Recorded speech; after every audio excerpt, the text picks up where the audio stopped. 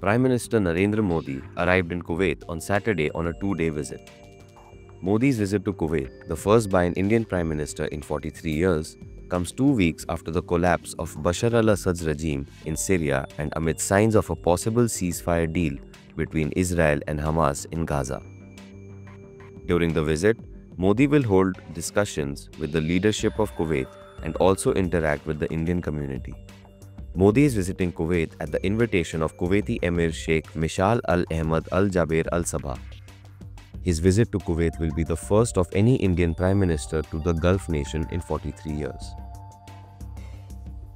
India is among the top trading partners of Kuwait. He would also meet the vibrant Indian diaspora here. The Indian community is the largest expatriate community in Kuwait. They constitute 21%, that is 1 million, of the total population of Kuwait and 30% of its workforce. Indian workers top the private sector as well as the domestic sector workforce list, according to the Indian Embassy in Kuwait.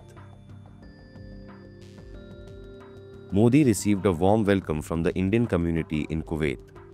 He arrived at the venue to cheering by community members waving the national flag. He was welcomed with traditional Indian music and a medley of dance performances. Later, Modi also interacted with the performers.